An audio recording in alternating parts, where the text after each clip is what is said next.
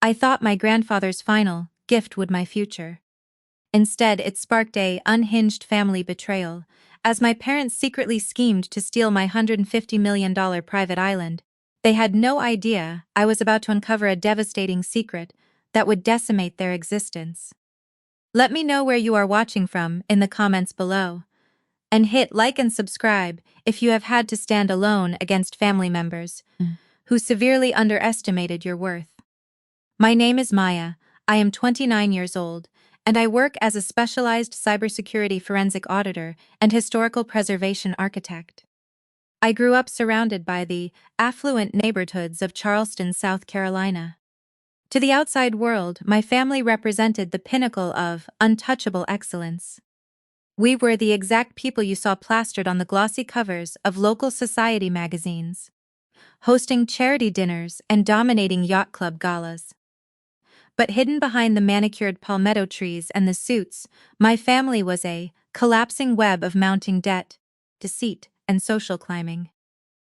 I was as who cared significantly more about preserving our rich heritage and studying complex digital infrastructure than buying yet another luxury imported car to impress wealthy strangers. My grandfather Silas was a legendary, self-made estate titan and tech visionary who understood the value of relentless hard work. When he passed away, he left his crown jewel, a sprawling historic private island off the coast, known as the Sovereign Estate, and exclusively to me.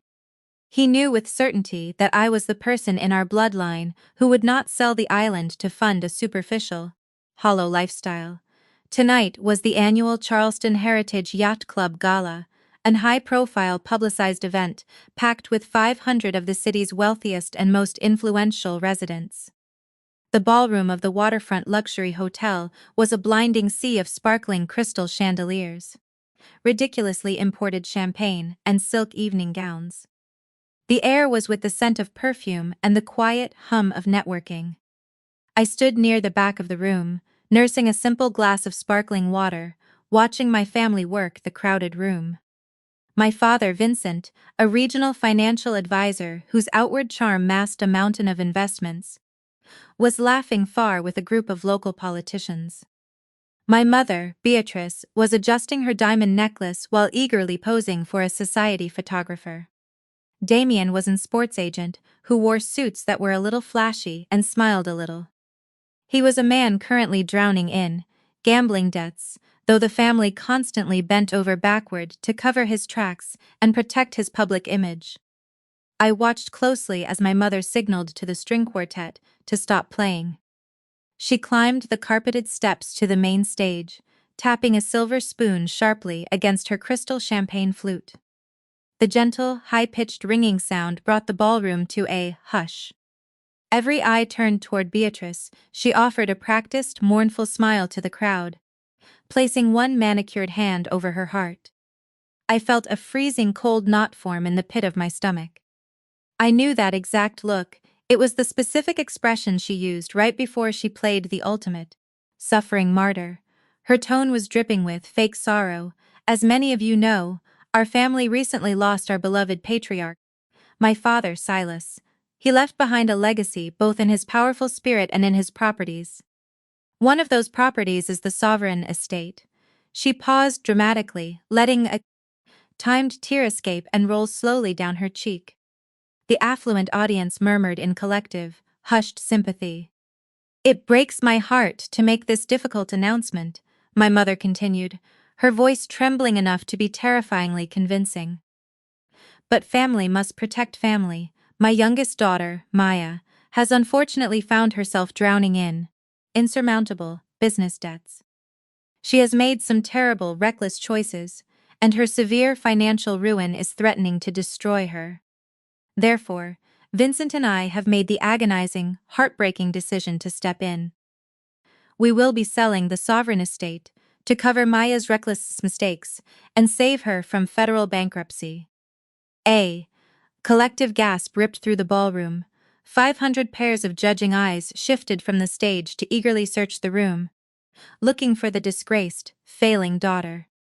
The public humiliation was designed to be And my mother had publicly branded me a colossal financial failure and a reckless burden in front of every client, corporate partner, and influential socialite in Charleston.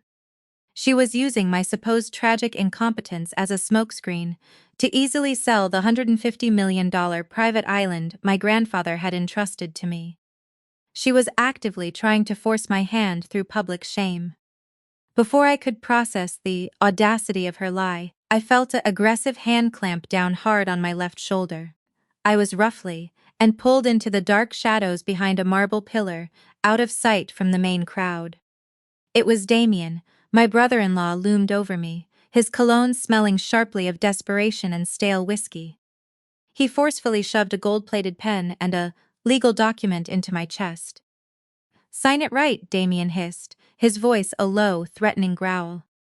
He pressed the paper against the marble pillar, using his large physical frame to block my exit.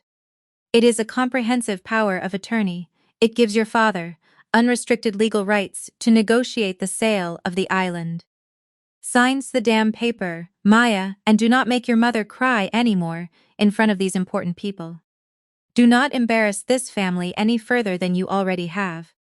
I looked down at the document, and then I looked straight up into Damien's terrified, panicked eyes. "I am a forensic auditor. I deal with complex legal property documents and financial ledgers every day of my life. I also know how to read a room." They cared about the millions of dollars Damien currently owed to sports bookies. They were preparing to steal my $150 million inheritance, sell it to the highest bidder, and use the influx of cash to bail out their golden child's husband from his gambling addiction. They were willing to destroy my professional reputation to save his. I looked at the gold pen in his shaking hand, and a beautiful icy calm washed over my body. I did not cry, I did not shake, I did not cower. I pushed his threatening arm away with a remarkably forceful movement that caught him off guard. "You are sweating, Damien," I said, looking at the beads of perspiration forming on his forehead. "And you are holding a worthless piece of paper." Before he could process my calm words or attempt to grab me again, I stepped out from behind the marble pillar. The wealthy crowd parted for me, their hushed whispers buzzing like a hive of angry bees. My mother was still standing on the main stage, wiping her fake tears with a silk handkerchief. My father stood confidently near the front row, looking smug and vastly superior. He thought the intense public pressure had broken me. He thought I was walking up to the stage to tearfully apologize and graciously accept their generous financial rescue. I climbed the carpeted steps to the stage. My mother offered me a look of deep, theatrical pity and held out the microphone. I took it from her hand. The cold metal felt solid against my palm. I turned slowly to face the sprawling sea of Charlestons. Then I looked down at my father. "I am moved by my mother's dramatic speech," I said, my voice projecting, melodic and crystal across the silent ballroom. "It takes a amount of creativity to stand in front of 500 people and confidently invent a story detached from reality." My mother's fake, sorrowful smile vanished into thin air. She reached out to grab my arm, but I stepped away, keeping the microphone close to my mouth. "I do not have any business debt," I continued, enunciating every word. "My auditing is profitable and debt-free. What my family conveniently neglected to mention tonight is that the insurmountable debts they are to cover belong to my brother-in-law, Damien, who has gambled away millions of dollars to syndicates." The ballroom erupted into chaotic murmurs. Wealthy people were whispering, pointing at Damien, who was shrinking back into the dark shadows of the pillar. My father's face turned a shade of dark purple. He took an aggressive step toward the stage. His fists clenched tightly at his sides. "You see, a power of attorney cannot legally sell a property that an individual no longer technically owns. At 9 o'clock this morning, I legally transferred the deed of the sovereign estate into an blind trust. I am the sole executing trustee, and the private island can be sold, mortgaged, or leveraged by anyone in this family. The island is locked down forever." The silence that followed my declaration was, and utterly. I turned slowly to look at my mother. Her makeup could not hide the terror rapidly spreading across her contoured features. She looked like she had seen a ghost. The $150 million safety net she had masterfully planned to steal had vanished into thin air, taking her social standing and her impending financial salvation right along with it. Down in the front row, the sound of shattering crystal cut sharply through the quiet. My father had gripped his champagne flute tight, that it exploded in his bare hand. He stared up at me with unmasked hatred. I set the microphone down on the wooden podium. I did not wait for the confused hotel security. I did not wait for the screaming family match. I walked down the stairs, cutting an unbothered path through the stunned, speechless crowd of Charleston's highest society, and headed straight for the exit doors. As I pushed through the glass doors and stepped out into the cool, refreshing night air, my encrypted phone buzzed in my clutch. I pulled it out and looked at the glowing screen. It was a text message from Harrison, the loyal and terrifyingly lawyer who exclusively managed my grandfather's trust. The message was short, but it sent a surge of adrenaline straight to my heart. Your grandfather knew they would eventually try to steal the island.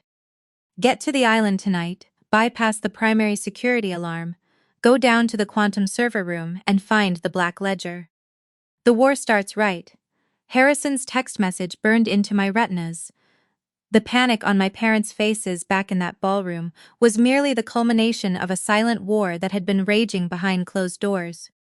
To understand how we reached this point of public annihilation, you have to rewind 3 weeks. 3 weeks ago, the crafted illusion of my family's total supremacy began to fracture inside Harrison's towering, mahogany-paneled downtown law office. We had gathered for the official, anticipated reading of my grandfather Silas's will. The atmosphere in the room was with unspoken, ravenous greed and unearned anticipation. My father, Vincent, sat confidently at the oak conference table, leaning back comfortably in his Italian suit. Next to him, my mother, Beatrice, wore a dark dress that looked like it belonged on a Paris runway, rather than at a solemn legal proceeding for the deceased. My sister Savannah and her husband, Damien, whispered excitedly, actively pulling up fabric swatches on an iPad to plan renovations for the sprawling island compound they blindly assumed was theirs. They were already mentally spending millions of dollars they had not yet received, oblivious to the impending disaster about to strike them. I sat at the opposite end of the sprawling table, dressed neatly in a simple blazer, my hands folded in my lap. I was the person in the room mourning the devastating loss of the greatest most man I had known. Harrison, a unsmiling attorney who had been my grandfather's most trusted confidant for over 2 decades, sat meticulously arranging his paperwork. He adjusted his glasses and looked slowly around the room with an expression of barely concealed disdain for my parents. He cleared his throat and began reading the legal document that would destroy their world. Harrison read the insulting bequests first. To my father, Silas left his extensive collection of vintage marine compasses and a remarkably modest cash sum. To Savannah, he left our late grandmother's collection of simple pearls. The tension in the room skyrocketed as Harrison finally reached the last, most crucial section of the will: the disposition of the sovereign estate. The sprawling $150 million private island was the undisputed crown jewel of Silas's estate and technological empire. My fa sat forward, an expectant, greedy smile spreading rapidly across his face as he prepared to claim his prize. Harrison looked at my father, adjusted his glasses again, and read the final, devastating clause with clarity. Silas's recorded words echoed through the silent room. The sovereign estate is a testament to our survival, excellence, and history. It is not a bank account to be raided by those who lack the discipline to build their wealth. Therefore, I leave the island, its grounds, the quantum server farm, and all its priceless contents, and exclusively to my youngest granddaughter, Maya. She is the person in this room who understands the value of our heritage. The gravity of those words hung in the air, shifting the power dynamic of our family in an instant. My father's smug smile vanished, replaced by an expression of shock. My mother dropped her handbag onto the hardwood floor with an echoing thud. But it was Savannah who reacted first. My poised, socially obsessed older sister let out a sound. Her face twisted into a mask of rage. She shrieked at the top of her lungs that it was a mistake, claiming that I must have maliciously manipulated a sick, dying old man to steal her rightful inheritance. Before my father could calm her down, Savannah slammed her hands furiously on the table, lunged across the polished wood, and tried to physically attack me. She reached out, her manicured nails aimed right for my face, screaming that I was nothing but a jealous, worthless loser. I did not flinch. Before her grasping hands could graze my skin, Harrison's private security detail stepped out of the dark shadows. Harrison slammed his fist down on the desk, his voice booming with undeniable authority. He explicitly warned them that any further aggressive outbursts would result in forceful removal from the premises and severe criminal assault charges. The will was and legally binding. There was no room for negotiation, contesting, or legal maneuvering, and my family knew that they had been outplayed by a dead man. Realizing that physical intimidation and screaming would not work against Harrison's legal fortress, my parents shifted their strategy. They pivoted to the one specific weapon they had successfully used against me my life: intense psychological manipulation. Later that exact same night, I was sitting alone in my apartment when my parents showed up unannounced at my door. They did not come with aggressive anger. They came armed with fake, dramatic tears and a crafted, theatrical performance of deep parental concern. My mother collapsed onto my living room sofa, burying her face in her hands and sobbing hysterically. He knelt in front of me, his eyes wide with manufactured, convincing terror. He claimed my grandfather was confused in his final months, hiding terrible financial secrets. Then he delivered the lie they had fabricated. He claimed that the sovereign estate was a cursed asset, burdened with a hidden $20 million federal tax lien that my grandfather had accrued through offshore business dealings. My father grabbed my hands tightly, begging me to listen to reason. He explicitly stated that if I kept the island deed registered in my name, the Internal Revenue Service would audit my cybersecurity, seize all my personal assets, and inevitably send me to federal prison for felony tax evasion. My mother wailed dramatically from the sofa, begging me not to destroy my life over an isolated old island. The trap was set. My father pulled a pre-drafted deed transfer document from his leather briefcase. He told me that if I signed the island over to his anonymous corporate shell company, he could seamlessly use his political connections to absorb the debt, shield me from the federal government, and handle the legal fallout behind closed doors. They expected me to be the naive, easily manipulated, vulnerable scapegoat they had trained me to be. I looked closely at the paperwork, then at their tear-stained faces, and I told them I needed 24 hours to pray and think about it. I promised I would make the right decision for the family, putting on my convincing performance to get them out of my home. As soon as the front door clicked shut behind them, my demeanor shifted from feigned anxiety to ice-cold determination. My parents had severely underestimated who they were dealing with. I am a professional cybersecurity forensic auditor. My career is built on investigating complex property lineages, authenticating digital deeds, and uncovering hidden estate and corporate liabilities. I do not panic over vague estate threats, I verify them. I walked straight to my home office, booted up my encrypted computer, and bypassed the public search portals, logging into the federal property tax database using my top-tier professional credentials. It took me less than 3 minutes to uncover the truth. There was no hidden tax lien. In fact, my grandfather had prepaid the property taxes in for the next 15 years before he died. The island was unencumbered, financially, and profitable. My parents had looked me dead in the eye and blatantly lied about a federal investigation to terrify me into blindly surrendering a $150 million property. But my professional instincts told me to keep digging deeper into the digital files. I expertly navigated to the secondary offshore title registry, searching for any recent, suspicious encumbrances or strange legal filings attached to the island's exact coordinates. What I finally found made my blood run terrifyingly cold. Hidden in the encrypted digital registry was a secondary loan document, filed weeks before my grandfather passed away. The loan was for $10 million, and it was tied to my father's regional corporate shell company. There, in shaky, forced blue ink, was my grandfather Silas's signature, apparently authorizing the loan against his private island. But I knew my grandfather's distinct handwriting better than anyone else alive. I looked closely at the digital date stamp on the document. The signature was dated 2 days after my grandfather had slipped into an irreversible, medically induced coma. It was a blatant, sloppy forgery. My father had not lied to me about a non-existent tax lien. He had actively committed undeniable financial fraud against his dying father. And, standing in the total silence of my home office, I held the undeniable digital proof that could easily send my flesh and blood to federal prison for a long time. 2 days after discovering the forged signature, I officially and moved my life out to the sovereign estate. I did not give my parents the courtesy of a phone call to politely decline their manipulative offer.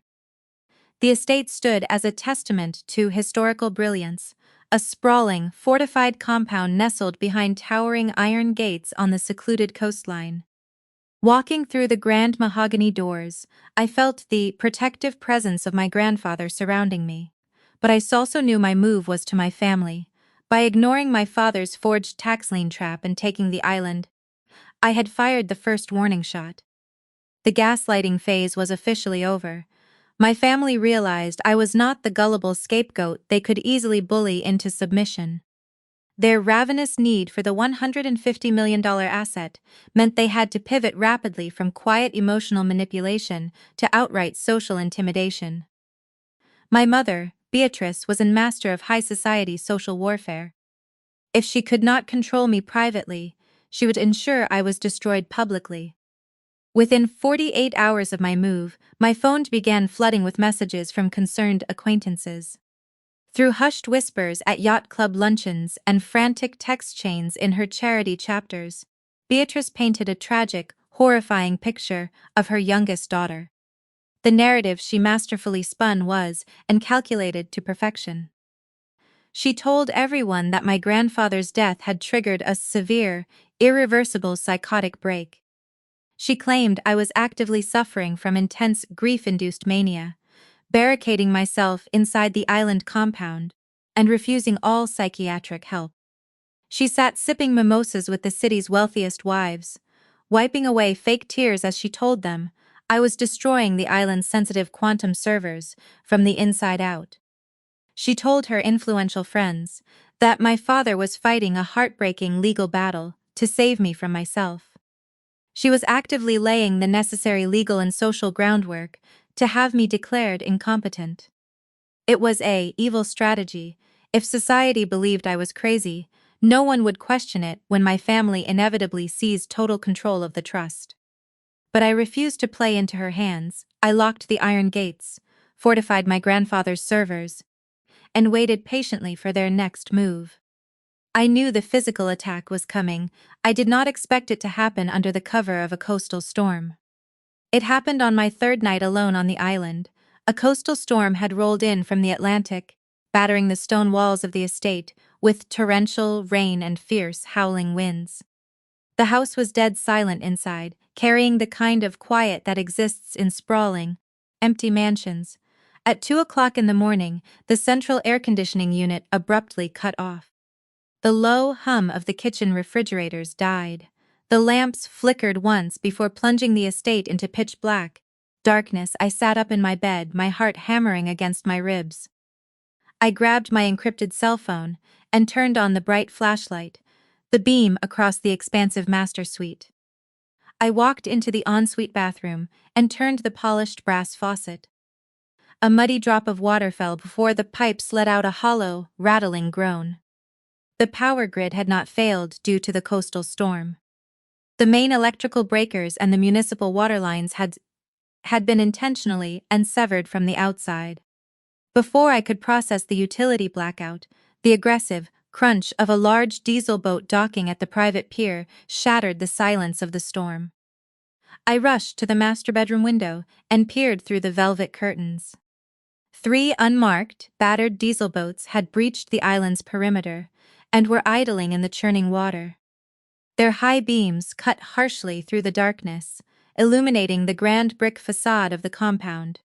The doors of the boats swung open, and a dozen men poured out into the freezing rain. They carried steel sledgehammers, iron crowbars, and industrial demolition equipment. Leading the aggressive pack was my brother-in-law, Damien. He wore a leather jacket and a smug, predatory grin, pointing his hired men toward the ornate double front doors of the mansion. They did not bother to knock. They took a crowbar to the vintage brass lock, splintering the mahogany wood with a crack. The front doors burst open, and the sound of work boots echoed menacingly through the marble foyer. I did not cower in the bedroom. I slipped on my shoes, grabbed a brass flashlight from the nightstand, and marched straight down the grand staircase. Damien stood boldly in the center of the foyer, barking aggressive orders at the sketchy contractors. They were fanning out across the ground floor, their sledgehammers raised high and ready. His smile widened into a mask of malice. "Good morning, Maya." He shouted over the noise of the storm, his voice dripping with intense condescension. "Your father sent us over. He noticed the house was looking a little outdated. He hired my private crew to do some emergency renovations. We are here to spruce the place up for you, before I could order them out of my house." Damien snapped his fingers. On his command, a contractor swung a 20-pound sledgehammer into the historical parlor wall. The impact sounded like an explosion. Plaster dust rained down as the solid steel obliterated a priceless section of original Venetian plaster, and the hand-carved crown, molding my grandfather had meticulously preserved for decades. As a historical preservation architect, the destruction felt like a physical blow to my chest. They were not breaking walls. Damien watched my eyes widen as another contractor took a crowbar to the oak paneling in the hallway, ripping the wood from the studs. They were employing classic psychological warfare, attempting to terrorize me into fleeing the island in the middle of the night. "Stop right," I commanded, my voice projecting and through the dusty air. "You are trespassing on private property, and you are committing felony destruction of a historic site." "I am calling the police." Damien laughed, a harsh, grating sound that bounced off the ruined walls. He casually strolled toward me, waving away the contractor near the hallway. He backed me slowly and into the darkened kitchen.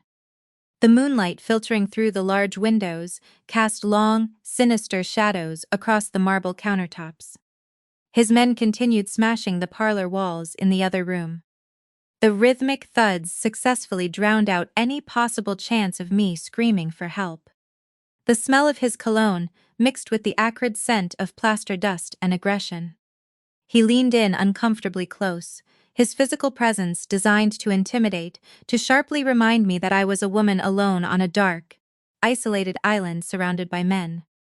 "Go ahead and call the police, Maya," Damien whispered, his voice dropping the playful facade and revealing the man underneath. "By the time they get a boat out here, this floor will be gutted. Your father has the local precinct in his deep pockets anyway. They will see a simple family dispute over a renovation project gone wrong. No one is going to help the crazy sister who is having a psychotic break." He placed his hands on the counter on either side of me, effectively trapping me in the dark. His eyes were wide and bloodshot with the intense stress of his gambling debts. He pulled a folded legal document from his jacket pocket and slammed it hard onto the marble island. "This ends tonight," Damien hissed, his breath hot and erratic against my face. "Signs the island over to Vincent." "Right. I will wire $1 million into your account by tomorrow morning. You take the money, you walk away, and you live a nice quiet life. But if you do not sign it, Maya, I swear to God, you do not make it out of this kitchen alive." My heart raced, but the paralyzing panic that Damien expected to see materialized. My hands rested calmly on the cool marble counter. I slowly crossed my arms, bringing my left wrist slightly closer to his chest. He thought I was trembling with fear, shrinking away from his threat. but my fingers were, as I subtly tapped the face of my smartwatch twice. The tiny, imperceptible vibration against my skin confirmed that the high-definition audio recording application had successfully engaged.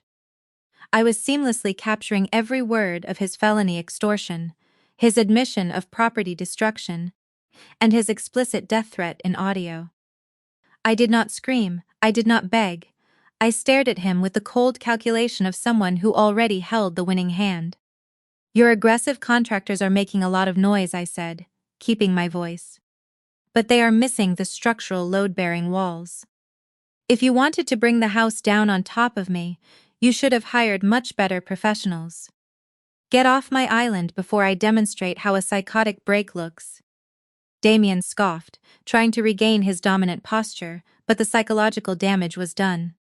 He had expected a terrified victim, not a woman sharply critiquing his demolition strategy. He shoved away from the marble counter, pointing a warning finger at my face. "You have 24 hours to sign that deed," he snarled. Within minutes, the boots retreated rapidly, the diesel engines roared to life, and the boats sped away into the stormy night, leaving me alone in the darkness of the vandalized estate. I exhaled a long breath. My hands finally began to tremble slightly, the intense adrenaline crashing through my system. But I did not have time to indulge in fear. The threat was, and the clock was ticking. I retrieved a high-powered battery lantern from the emergency kit in the pantry and began my critical assessment. Walking through the grand parlor, the devastation was. As a professional historical preservation architect, I did not see broken walls. I saw the precise financial and historical value of every shattered artifact. My mind automatically catalogued the intense destruction for the felony police report I was preparing to file. But I needed to check the foundation. I made my way toward the basement door, the beam of my lantern slicing through the settling plaster dust. The wooden stairs groaned under my weight as I descended into the cavernous, unfinished lower level. I swept the light across the concrete foundation walls, checking for stress fractures. My lantern beam hit the far corner of the basement, revealing a section of original brickwork that had been smashed.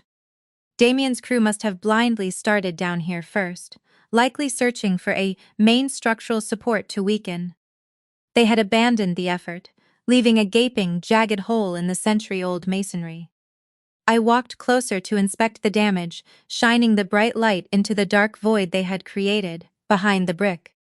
The beam caught the glint of brushed steel. I froze, stepping closer and peering through the broken rubble.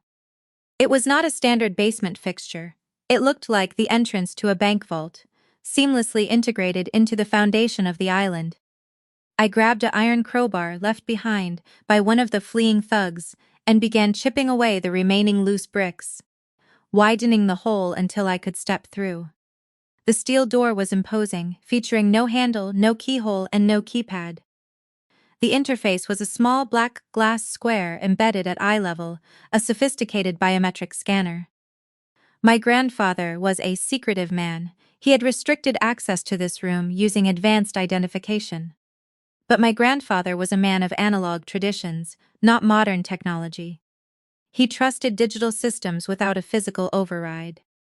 I remembered the text message from Harrison. I looked down at my right hand. On my index finger rested a vintage gold signet ring. Silas had given it to me on my 18th birthday. He had told me to take it off, claiming it was the key to my future. I held the ring up to the bright beam of the lantern. The center of the crest was set with a flat, dark onyx stone. I pressed the onyx face against the biometric glass scanner. The machine beeped a electronic chirp that echoed in the silent basement. The glass panel glowed bright green, motorized deadbolts retracted with a satisfying clunk. I stepped inside, shining my lantern into the hidden chamber. It was a climate-controlled vault. Resting in the center of a solid oak desk was a remarkably leather-bound ledger, the Black Book. I opened the cover, and the volume of financial data was. My grandfather had hired forensic accountants to track every transaction, every hidden bank account, and every offshore wire transfer linked to my parents and Damien. As I turned the pages, the image of the Charleston unraveled. Vincent, the financial advisor, was a fraud. The ledgers meticulously detailed a decade-long embezzlement scheme. He had been systematically skimming millions of dollars from the retirement portfolios of his most vulnerable elderly clients. But the corruption did not stop there. The ledgers included confidential copies of mortgage agreements. My parents had secretly leveraged their sprawling $5 million estate 3 separate times. They had drained every cent of equity, funneling the stolen cash to offshore gambling syndicates to cover Damien's debts. They were bankrupt. The attempt to steal my $150 million island was driven by terror. The bookies were closing in on Damien. Vincent's embezzlement scheme was on the verge of collapsing. They needed my island to bail themselves out of a legal apocalypse. I slipped the ledger into my canvas tote bag, smiling in the dark. I pulled my phone from my pocket and typed a message to Harrison. "We are buying their debt. Prepare the Ghost LLC." The hunted had become the apex predator. The next morning, the Charleston skyline was obscured by a oppressive coastal fog, a fitting backdrop for the meeting I had arranged. I bypassed my usual coffee spots in the historic district, opting instead for a private, secured conference room at a boutique wealth management. Downtown, a place where confidentiality was not promised. It was a strict religion.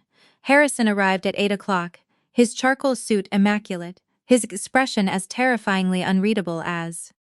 I did not waste a second with polite pleasantries. I unzipped my canvas tote bag and slid the leather-bound black book across the polished glass table. Harrison stared at the ledger for a long, quiet moment before reaching out to touch the worn cover. He knew what it was. My grandfather had told him about its existence, but Harrison had seen it with his eyes. The color drained from his face as his eyes darted rapidly over the columns, detailing my father's embezzlement scheme and the shocking transfer of millions to offshore gambling syndicates to actively cover Damien's debts. Harrison closed the book with a deep sigh, removing his glasses and pinching the bridge of his nose. He looked at me, the weight of my family's total depravity settling between us. He told me that Vincent and Damien were not reckless. They were radioactive. If these specific ledgers saw the light of day, the resulting federal indictments would destroy the family name. I leaned forward, resting my elbows on the cold glass table. I told him I did not care about the family name anymore. I cared about neutralizing the severe threat they posed to my grandfather's legacy and my physical safety. I recounted the midnight siege on the island, the sledgehammers destroying the historic walls, and Damien's explicit death threat in the dark of my kitchen. Harrison's jaw tightened dangerously. I slowly shook my head. Sending them to prison would trigger a chaotic, messy legal fallout that could tie up the island for years. I needed to control the blast radius. I needed to their destruction. Harrison leaned back in his leather chair, a slow, predatory smile touching the corners of his mouth. He told me that my grandfather had anticipated this exact level of warfare. Silas knew that if the family found out they had been cut out of the will, they would stop at nothing to bleed me dry. That was why he did not leave me a private island. He left me a loaded war chest. Harrison pulled a encrypted tablet from his briefcase and entered a lengthy alphanumeric passcode. He turned the bright screen toward me. Attached to the deed of the sovereign estate was a hidden revolving line of credit, funded, untraceable, and exclusively under my sole control. The balance sitting in the account was $25 million. I stared at the glowing screen, my mind racing as the magnitude of my grandfather's foresight washed over me. He had weaponized his wealth to protect me from beyond the grave.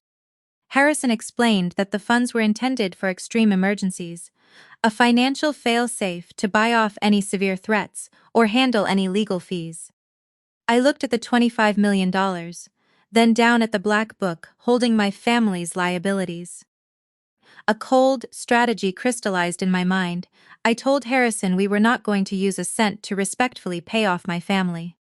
We were going to play their wealthy, cutthroat game, but we were going to play it significantly better. I instructed Harrison to establish an anonymous corporate shell company, a ghost LLC registered in Delaware with zero public ties to my name or the island estate. We would not pay the debts off. We would buy the ownership of the debts from their underworld creditors and greedy regional banks. Zitzi seamlessly become their ultimate, invisible landlord. Harrison's eyes widened slightly as the ruthlessness of the plan dawned on him. He correctly warned me that buying gambling debts from offshore bookies required confidently navigating underworld channels. These syndicates were not polite gentlemen. I told him to hire the most aggressive, high-priced corporate fixers in the state to act as intermediaries. We had the capital to make the brokers an offer they could not refuse. The execution of the plan was a masterclass in silent corporate warfare. Over the next 48 hours, my Ghost LLC moved like a shadow through the financial underbelly of Charleston. They approached the underground syndicates, actively holding Damien's sports betting markers. Through our paid intermediaries, my LLC purchased Damien's markers at 80 cents on the dollar.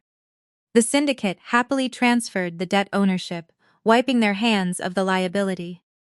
In the short span of afternoon, Damien no longer owed his life to bookies. He owed it to the anonymous corporate entity I controlled. But I did not stop with Damien. We targeted the banks holding the multiple over-leveraged mortgages on my parents' sprawling $5 million estate. Vincent had stretched his credit to the breaking point. The banking executives were sweating profoundly under the pressure of looming federal audits. When Harrison's fixers approached them with a lucrative, quiet buyout offer through the Ghost LLC, the banks practically tripped over themselves to offload the bad paper. I was systematically dismantling the foundation of their existence without showing my face.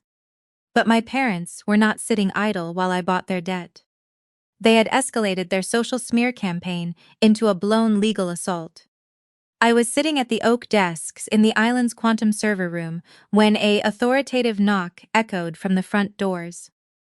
I checked the security camera feed. Standing on the porch was a process server.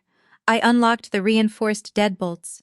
The man thrust a manila folder into my hands and walked briskly away. I tore open the envelope. The air left my lungs in a rush. The petitioners listed at the top were Beatrice and Savannah. They had submitted falsified affidavits actively claiming I was a severe danger to myself and others, suffering from a mental breakdown. They had attached faked witness statements from their high society friends, swearing under penalty of perjury that I was actively wandering the island grounds, screaming at invisible threats. They were attempting to forcefully place me under a mandatory 5150 psychiatric hold to have me legally declared incompetent. If a judge successfully granted this petition, my mother and sister would be appointed as my legal guardians, granting them total, unchecked control over the island and the $150 million trust. The battle for my fortune had become a battle for my freedom. Less than an hour later, flashing red and blue police lights illuminated the private pier. They had arrived to enforce the mandatory 72-hour psychiatric hold. I did not barricade the doors. I did not scream or throw things. They expected to find a raving, hysterical woman matching the specific description in the court petition. Instead, they found a groomed, articulate professional waiting for them. I smiled warmly at the lead officer, stating I was prepared to cooperate with the mandatory psychiatric evaluation. They escorted me to a private upscale psychiatric facility. I was shown into a sterile evaluation room. The court-appointed psychiatrist, Dr. Thorne, entered carrying the petition my family had filed. I sat still, my hands resting lightly on the cold snuggled table, refusing to give her a reason to doubt my sanity. I answered her baseline questions with clinical precision. Then, I reached into my handbag and pulled out a neatly organized tabbed folder I had prepared. I politely requested she evaluate the financial health of the people trying to lock me in a psychiatric ward. Dr. Thorne opened the folder. Inside was undeniable proof of my parents' impending financial ruin. The 3 separate over-leveraged mortgages in active default, the gambling debts Damien had racked up, and a highlighted copy of my grandfather's will, leaving the $150 million estate to me. I told the doctor that my family did not want to cure me. They wanted to cage me. They could freely liquidate my grandfather's legacy. Dr. Thorne closed the folder, a look of disgust crossing her features. She declared me competent, sane, and the victim of a malicious, fraudulent legal attack. The judge dismissed the petition with extreme prejudice the next morning, threatening my family with perjury. The trap had failed, leaving them backed into a corner with nothing left to lose. Vincent and Damien were officially backed into a fatal, inescapable corner, rapidly running out of time before federal agents kicked down their doors. They believed I was the obstacle standing between them and a $150 million escape route. They thought they were going to ambush a terrified woman alone on an isolated private island. They were wrong.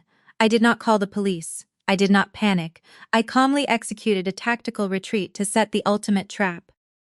I drove straight to Harrison's fortified law office in downtown Charleston. I left my encrypted cell phone on his desk, effectively turning my digital footprint into a decoy.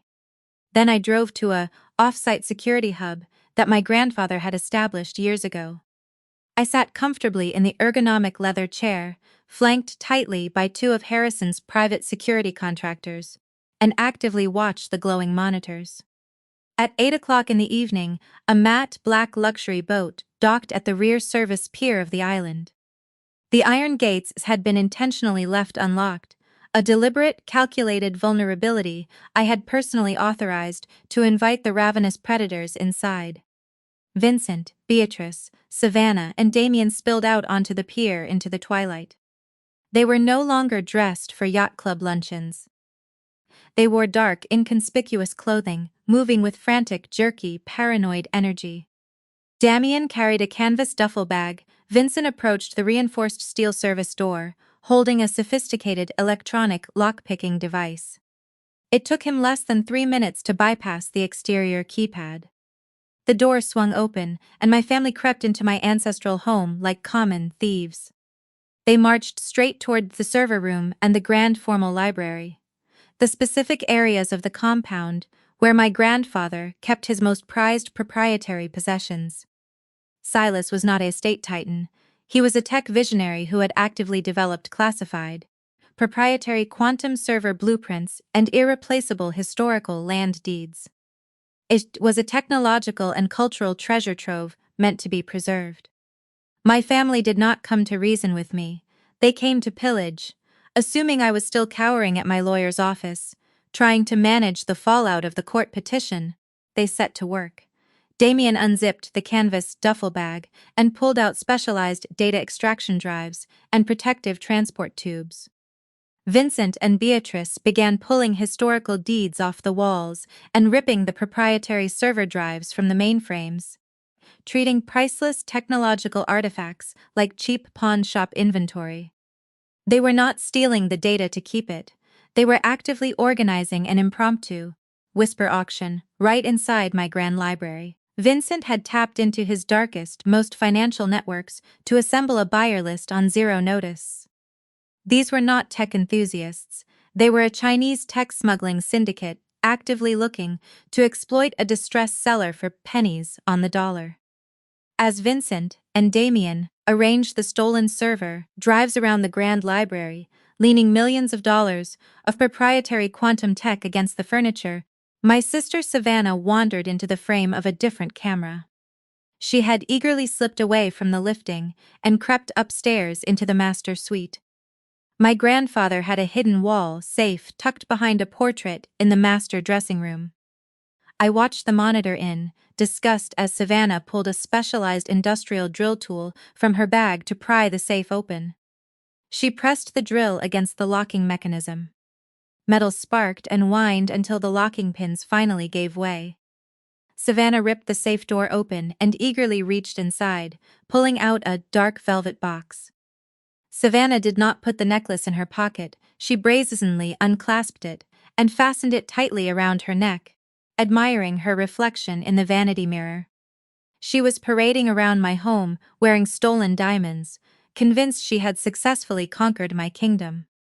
At 9 o'clock, the buyers began to arrive. They slipped cautiously through the compromised service door, escorted closely by a sweaty Damien. There were 5 men in total, all wearing suits that failed to hide their predatory demeanors.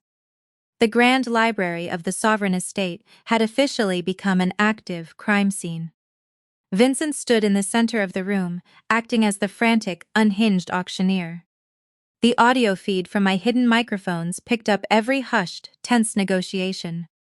Vincent was sweating profusely, his voice and, he explained they needed the cash to private transport out of the country before dawn.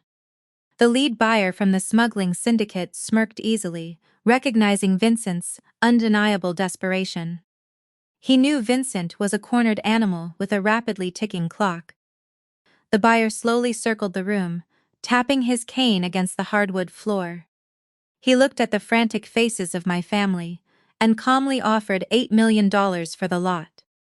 Vincent's face turned a shade of crimson. He began to argue, citing the authenticated market value of the proprietary blueprints. But Damien stepped forward and grabbed Vincent tightly by the shoulder. His grip was punishingly. Damien hissed through clenched teeth that they did not have time to haggle over market value. I sat calmly in the security hub, watching the criminal transaction unfold in perfect high definition. The security contractors beside me shifted uncomfortably, eagerly waiting for my command to call the authorities. I raised my hand, signaling them to hold their positions. We needed the financial transaction to cross the point of no return. We needed the felony wire fraud to be executed and digitally cemented. Damien turned his frantic attention back to the silent syndicate buyer. He extended his hand, his face a mask of sweaty, terrified relief. "We accept the offer," Damien said, his voice echoing through my earpiece. $8 million, right?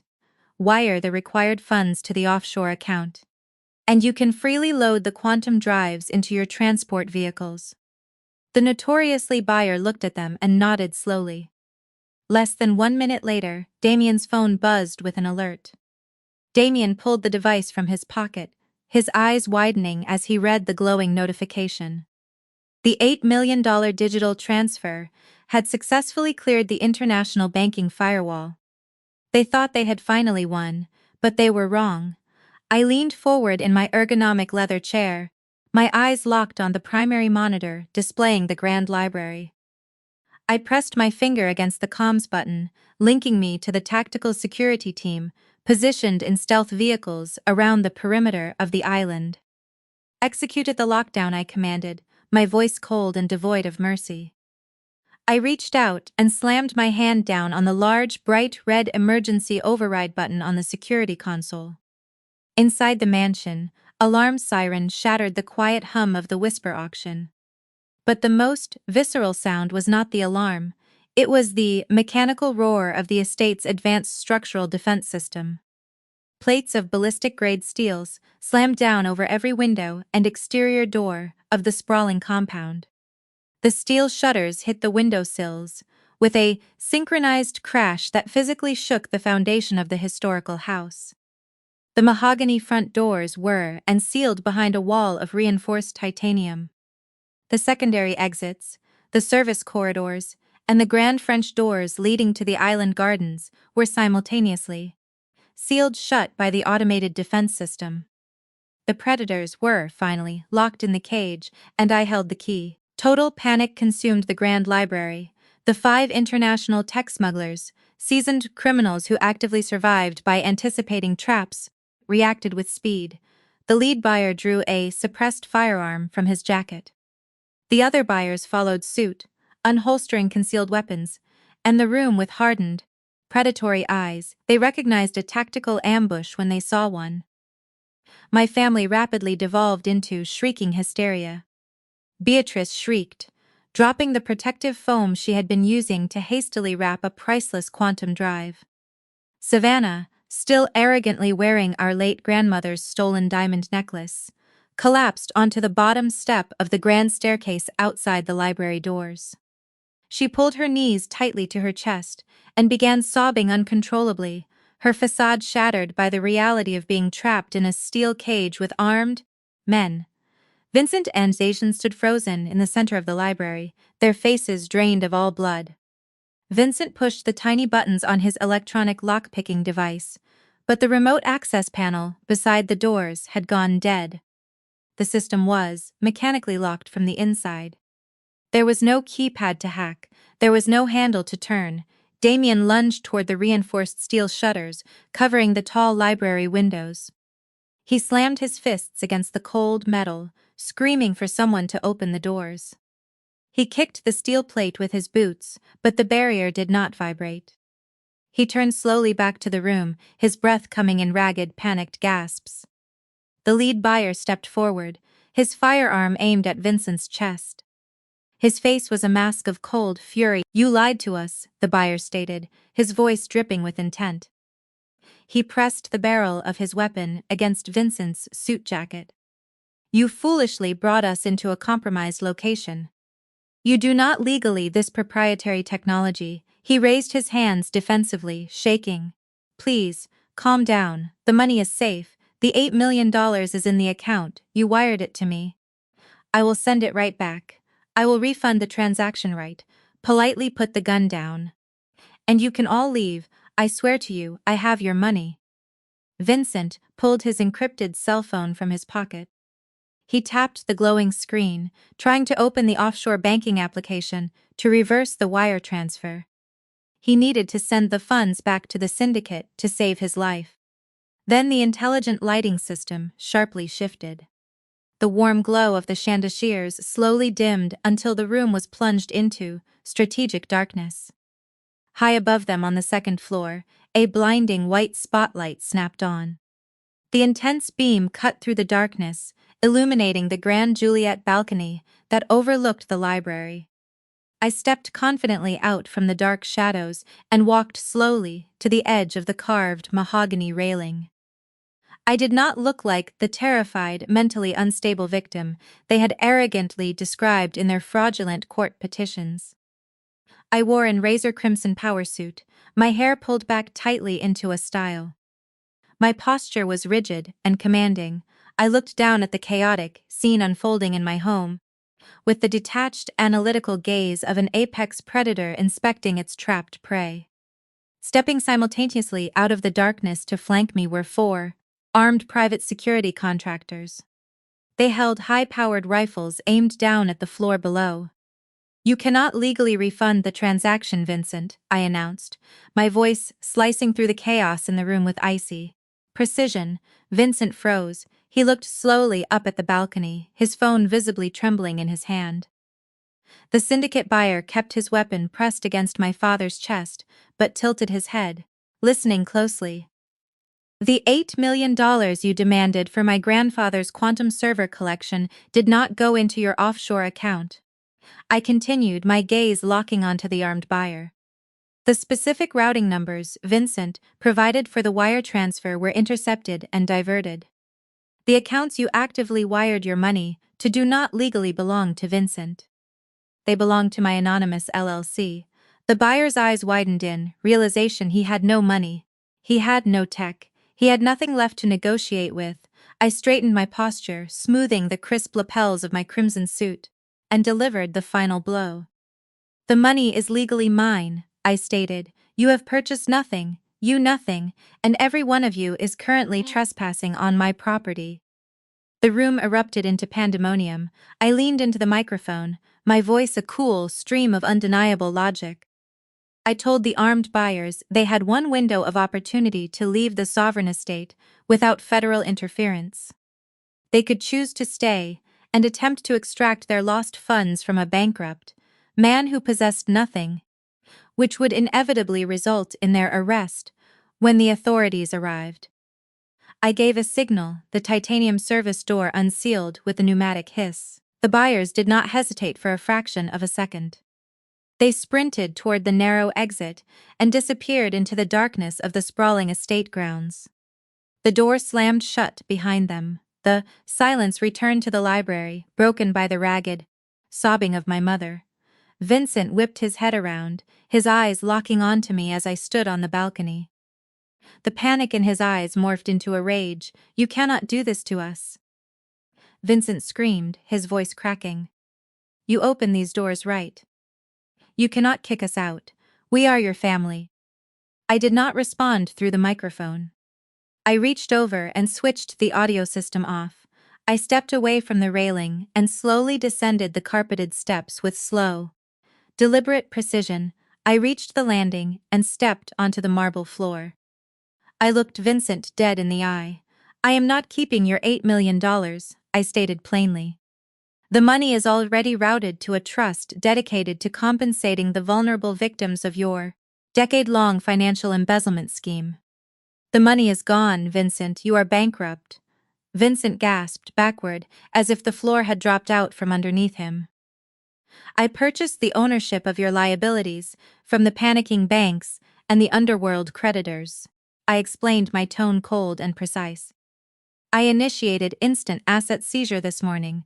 Your $5 million estate officially belongs to me. You have nothing left to your names." I dropped the damning stack of official legal foreclosure notices at their trembling feet. Beatrice let out a agonizing wail, collapsing onto the cold marble floor. While Beatrice was crying on the floor, my older sister Savannah attempted to slip out the side door with the stolen diamonds. She severely underestimated my surveillance capabilities. I raised my right hand and pointed a finger at the corridor. "Stop her," I commanded. Two security contractors intercepted Savannah. She pressed her back against the wall. Before I could instruct the team, Harrison stepped out of the dark shadows, his expression a mask of legal menace. "Removing that necklace from the premises of the sovereign estate constitutes a act of grand larceny," Harrison informed her, his voice slicing through her delusions. "It carries a mandatory minimum sentence of 10 to 15 years in a federal penitentiary." "Take the necklace off, Savannah, do it right." The psychological defeat was instantaneous. Her hands trembled as she unclasped the diamond piece and held it out, sobbing brokenly. Harrison placed the jewelry into an evidence bag. Damien had watched the exchange. The undeniable realization that his life was over finally snapped his fragile mind. Damien let out a roar. He lowered his shoulder, aiming his physical bulk straight at me in a final act of extreme violence. My private security contractors shouted harsh commands, raising their rifles. I stood my ground. Right before he could close the final distance, a explosion of sound shattered the chaotic tension. The titanium security barricades covering the front entrance were bypassed and destroyed from the exterior.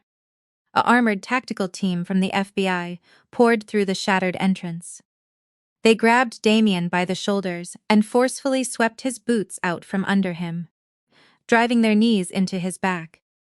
The metallic click of steel handcuffs sounded like the final undeniable nail in his coffin.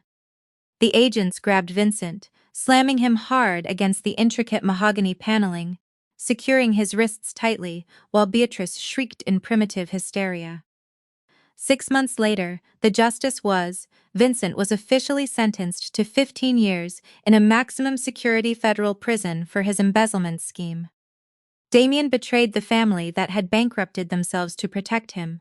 He received 5 years for his cooperation.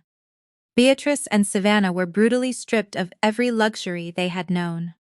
Society excommunicated them.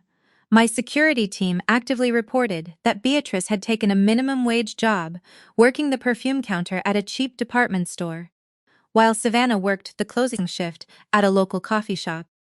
The sovereign estate had been transformed. I painstakingly restored the island to its original glory. Tonight, I was proudly hosting the inaugural gala for the Sice Heritage Foundation. I raised my crystal champagne flute toward the commissioned oil portrait of my grandfather, hanging above the fireplace in the grand library. I had not survived my family. I had systematically outsmarted, outmaneuvered, and conquered them. I took a slow, deliberate sip of the crisp, sparkling wine, savoring the sweet, intoxicating taste of victory.